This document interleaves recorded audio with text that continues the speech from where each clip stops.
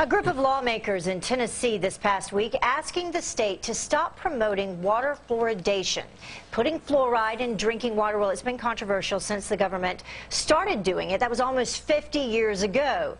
But now even the government seems to maybe be taking a little step back, announcing plans to lower the recommended fluoride limit because it's causing a tooth condition. It's called fluorosis. So are we getting too much of a good thing? Joining us now, Dr. Gerald Curatola, a dentist and a FoxNews.com health blogger. Thanks for joining us.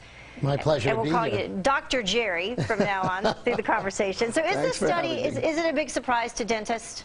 Well, it's actually it's not a big surprise to dentists at all. Dentists have been seeing this condition called fluorosis, and it's affecting, this is the amazing statistic, 41% of adolescents aged 12 to 15 have some form of fluorosis defects on their teeth.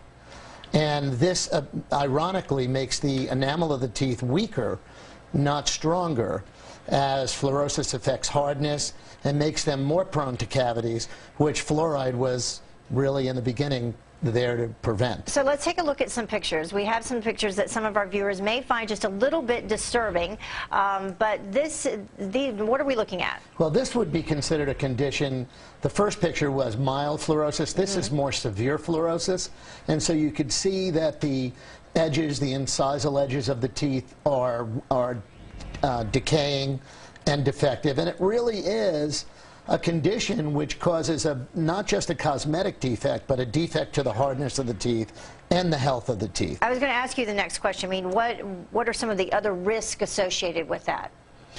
Well, you know, I like to say if this is what we can see the effects of fluoride on the outside, you know, we start to question what the effects of fluoride are inside the body. Right. So dentists have known a long time. I've been seeing just this past Friday, I saw a patient, a beautiful young woman, beautiful teeth, from Santa Maria, California. I know that grew up in a fluoridated community, and she has beautiful teeth, but these very severe white spots on the edge of her teeth.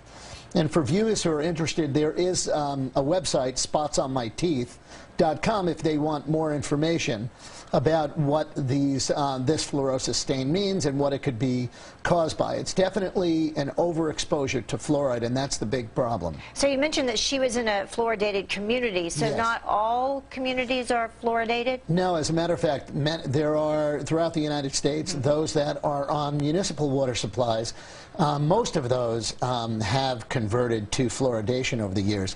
But right now, you know, dentists and dental researchers are really starting to take a closer look at this fluoride experiment of the last 50 years.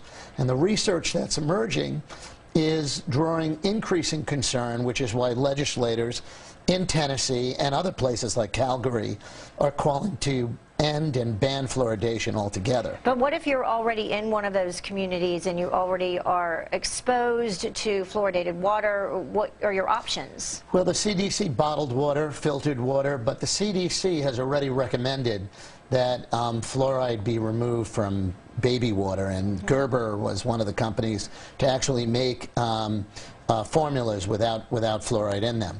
The interesting thing again about fluoride is, you know, it's been this sacred cow as the answer to all dental problems. You know, mainly, you know, we're going to eradicate decay. And we have fluoridated communities and non-fluoridated communities that some non-fluoridated communities that have less decay than fluoridated communities. So we really need to take a closer look at that, and some legislators are even calling for fluoride gate hearings because there's conflicting information that's coming from the CDC. So do you need fluoride in your toothpaste? Well, again, it really depends on how much fluoride you're being exposed to.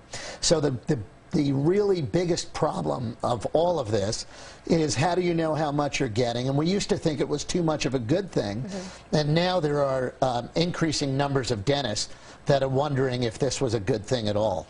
Okay, well, the jury is still out then. Thank you so much for joining us, Dr. Jerry, joining us to talk about fluorosis. Good stuff. Who knew? Is there such a thing as non-fluoridated toothpaste? Yes, there is. Really? Yes, there is. Because every time I go to the grocery store, fluoride. Well, they have the baking invented one. soda. I Oh, you sent it did? to both of you. Okay. Oh, that's great. Actually, I use a homeopathic form of fluoride that uses fluoride minerals without the toxicity of the chemical fluoride. All right, good stuff. A lot of people don't realize because fluoride's in toothpaste, they put a poison warning. Yeah, we learned something today. All right. Thank you. I was going to say Santa Marina, but you were from San Marino, California. San Marino. This Right, was right. Santa, but it was fluoridated. Santa Maria. Back in the 50s Yeah, and absolutely. the 60s. Yeah. Absolutely. Thanks, guys. Thanks so much. Thanks. Great to see you.